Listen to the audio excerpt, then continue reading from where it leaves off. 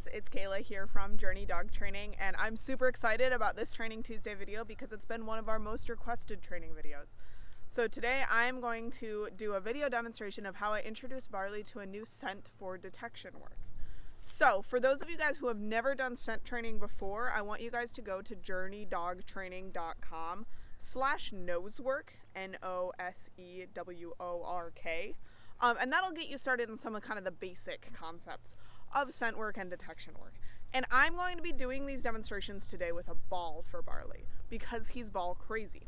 If you guys have a dog who prefers treats or a different toy, you guys can absolutely do that instead. And I will do a quick demo of how to do the mechanics of food versus toys. But know that for toys, it's all pretty much going to look the same, just whatever toy your dog likes. Because the main goal here is we're going to teach the dog that this scent that you're smelling makes your favorite thing in the world happen, and then we're going to start teaching them to actually start seeking it out.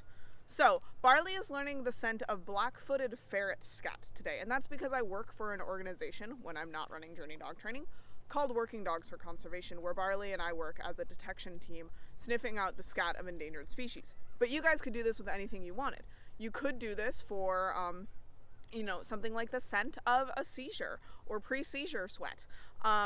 You could do this with marijuana. You could do this with, your own scent, although that gets a little bit trickier as far as how I'm handling things. You want to be a lot more careful if you're trying to teach your dog your scent, because I'm obviously not wearing gloves, so everything is going to have a bit of my scent on it here. But, whatever you want your dog to look for, antler sheds, truffle mushrooms, chanterelles, morels, all of that, you guys can do this with the same technique. So what I've got here is this is my training pouch, so Barley knows that this means we're about to do scent work, so he's very excited about it. I have my samples. So for the for scat scent work, I've got samples from several different black ferret individuals that all were eating different diets and different genders, and so Barley's very excited because he knows about this. Because we want to make sure that he knows he's looking for black-footed ferret scat in general, not Jim, the black-footed ferret who ate a prairie dog yesterday.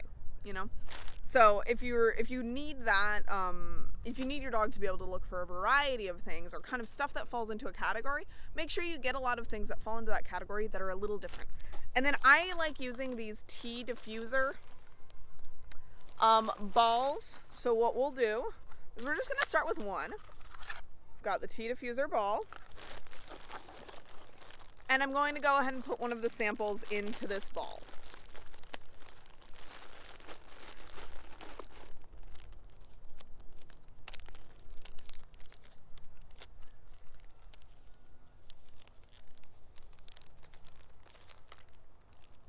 And again, so Barley has never met a black-footed ferret scat before.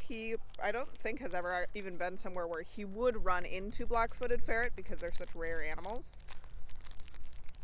And you guys might see, if you guys try this at home with your dogs, you're likely, for a newbie dog, to have this process go a little bit slower. And that's okay.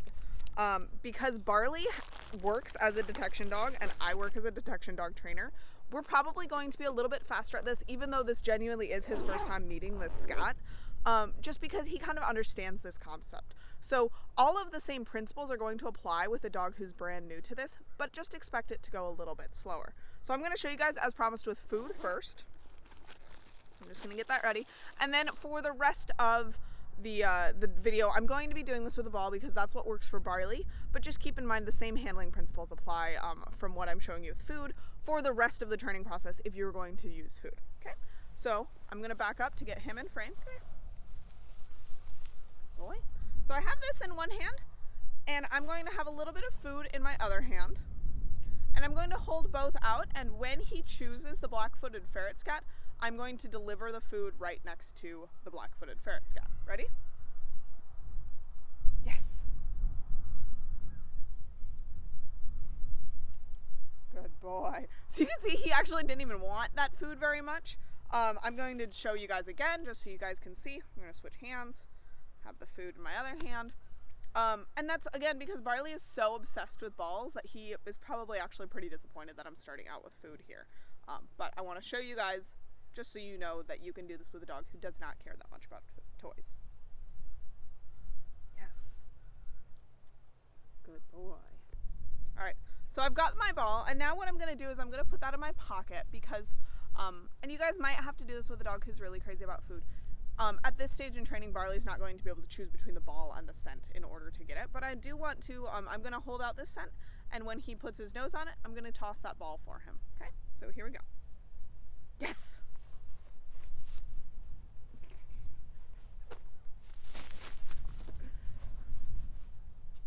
Good boy. Bring it here. Good boy. Drop it. Yes. Yay, Barley. I'm going to back up a little bit so you guys can see a little bit more of the whole process. Yes. Good job. Now I'm going to put it in my other hand.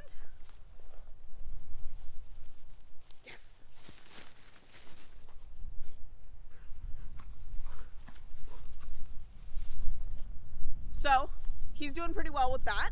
You guys might have to do more reps. That's okay. You might have to take a break now. Your dog might already be tired. That's totally fine. This is hard work for our dogs, okay? So take it slow. Do what you need to do. So now what I'm going to do, though, is I'm going to take this and I'm actually going, as he targets it, I'm going to move it back and I'm going to ask him to follow it a little bit. And after he takes maybe a step, then I'm going to throw the ball. And we're going to just start getting him really into the idea of moving towards this scent, right?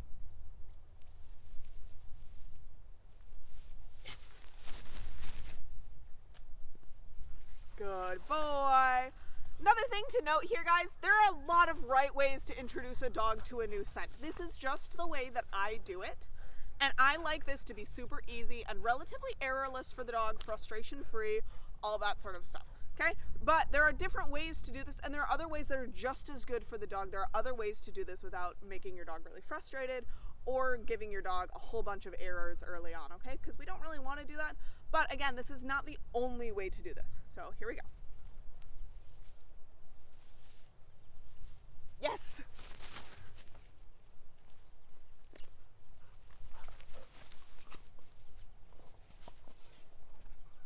Drop it. Yes, good boy.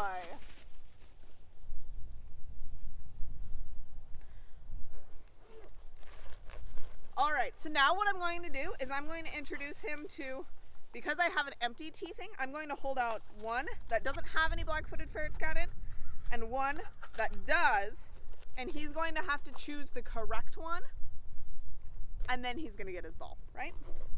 All right.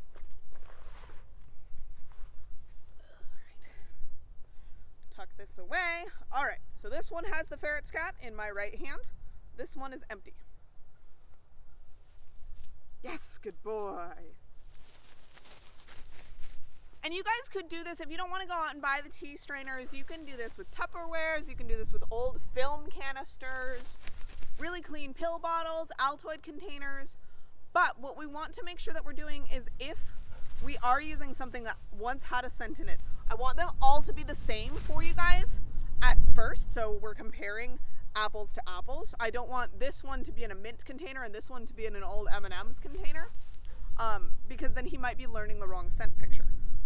And ultimately, if you guys are using something like that that is scented, you need to get off of those, okay? But you can start with something like this, and these guys are cheap, so there's not really a huge excuse if you guys there's not really a huge excuse for using scented stuff, but I have done Altoids containers in the past, and then we just weaned him off of those and onto new containers as soon as I could get my crap together, essentially, and go buy something that was not scented minty. Okay, so here we go. So now black-footed ferret is in my left, and this one is empty. Okay. Yes! And he got it wrong there, that at first he knows the incorrect one. That's totally fine. I'm just gonna wait and let him try again. Drop it.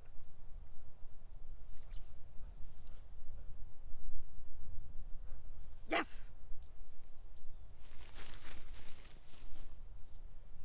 All right, so again, you guys might need to take a break here. You might need to do 100 more reps at this stage. That's totally fine.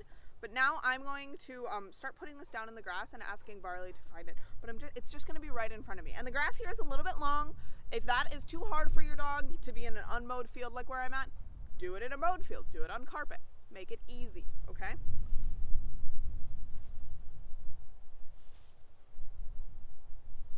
Yes! Just moved it a little bit. Good boy. Yes, good boy! That was awesome. So there he dropped it and nosed it right as he came in. I didn't even have to do anything. That was amazing. I'm super excited about that, so I'm gonna give him another good toss. Good boy. Good boy. Drop it. Good job. We want this to be a really fun party for our dogs. Just moved it again. Good boy. Yes, good job. He did it again. Yay, Barley. Good job. I'm gonna throw it again, and while he's out, I'm gonna move it again.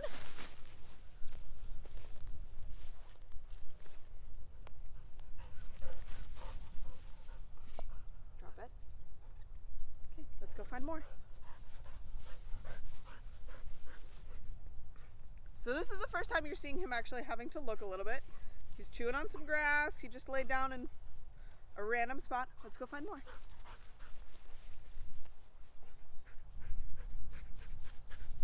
Yes, good job!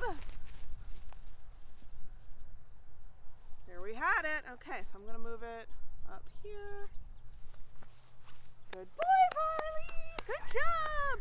So you guys can see this is really easy for him right now. I'm making these puzzles really easy on purpose. And again, at this stage, might be really hard for your dog. Barley's a pretty special guy. He's one of just 35 dogs who work at the organization I work for, doing this sort of work, and he's done this before. So expect this to go slower for dogs that are not familiar to the idea of scent work, okay? Let's go find more.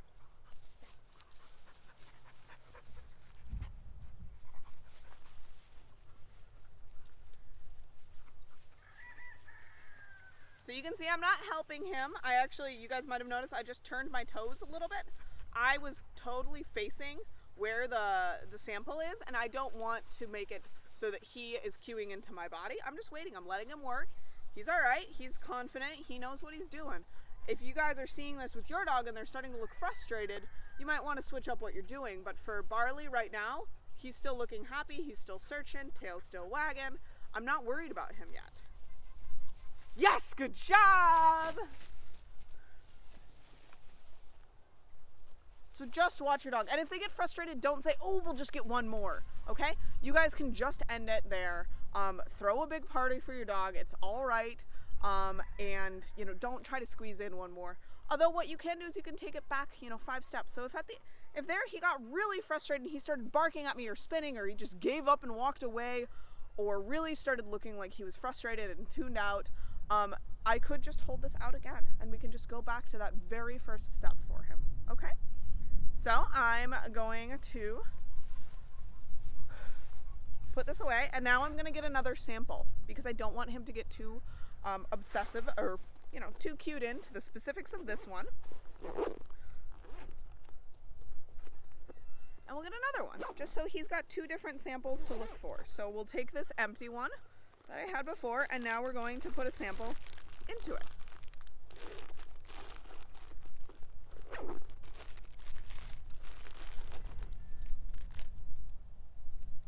And again, if you guys were doing this for law enforcement reasons, you would want to be much more careful about wearing gloves while you're doing this.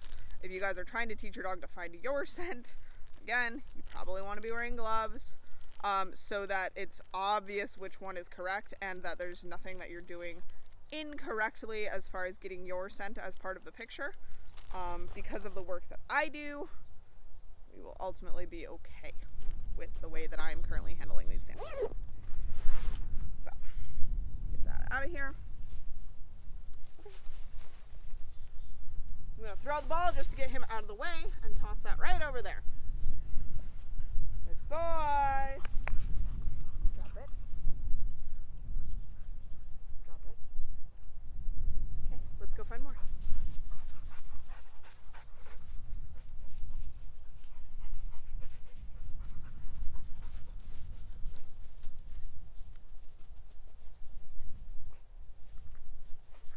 Yes, good job! So that was a new sample, and he found it. And did you guys see how he started working a little bit in here, which isn't odd because the wind is coming from this way, so that scent is probably coming and hanging out in this big tuft of grass. His tail started going in a circle. That's pretty typical for Barley, and a lot of dogs, as they kind of start getting into that scent cone and they know they're getting closer, their tail will often tell us that they've done that. And then he got it, and his signal is to lie down. And I taught him that by when he found something, at first, as soon as he got his nose on it, bam, ball came his way.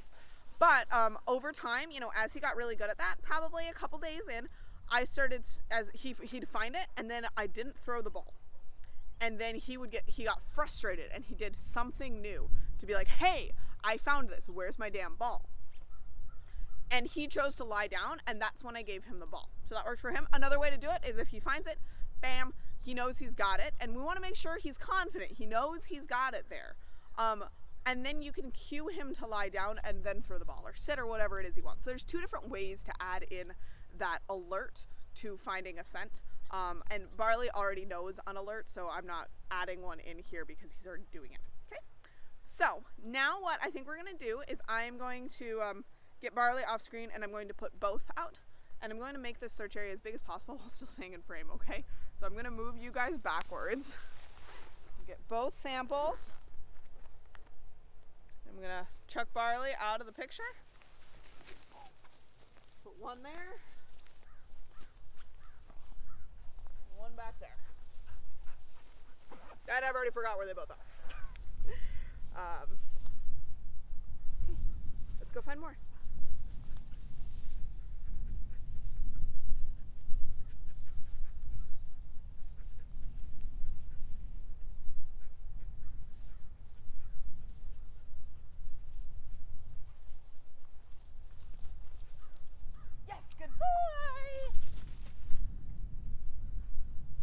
So if I was using food here, when he found that, what I would have done is I would have handed him food right where that scent was, okay?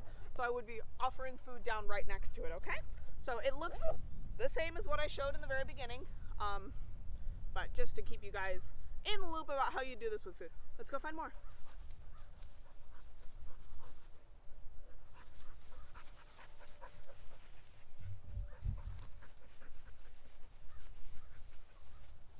Yes, good boy!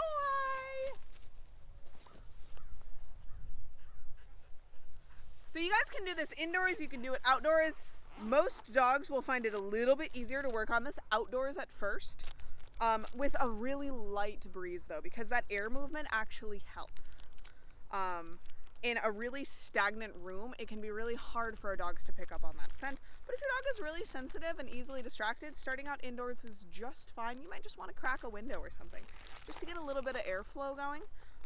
And so basically where Barley and I will go from here, and I will try to video this for you guys, is we'll start using bigger and bigger search areas, and then we're going to start adding in a cue. So I've been teaching Barley a specific cue for each of his scents. When I say find the fox, he's supposed to find foxcat. When I say zebra mussels, he's supposed to find zebra mussels. And I'm going to say ferret, and then he's going to go find the ferret. So I'm going to start adding that in, and ultimately, I haven't actually gotten to this point yet. I hope to put out different samples and see whether or not if I say find the fox, if he actually goes and finds the fox, or if he tells me about the ferret then. And I'm not actually sure how that's going to go. That's an experiment that I'm working on with him.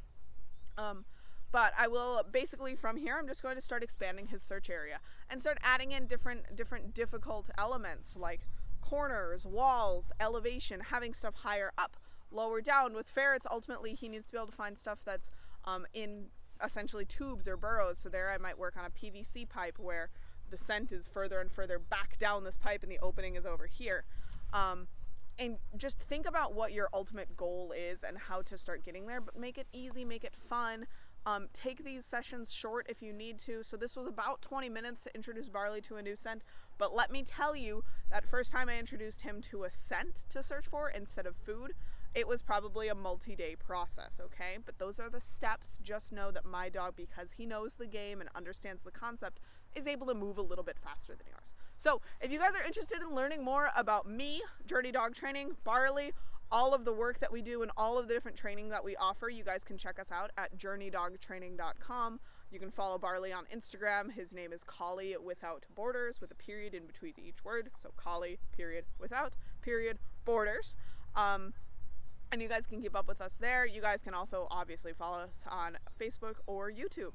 So we will see you around, and we'll keep you posted about all the different scent work. Let us know what else you guys need help with as far as scent work and detection goes. I know that just introducing your dog to a scent is just a small part of it. So let me know what you need help with. And have fun with your dogs, guys. It's okay to be silly doing this, right? Yay! All right.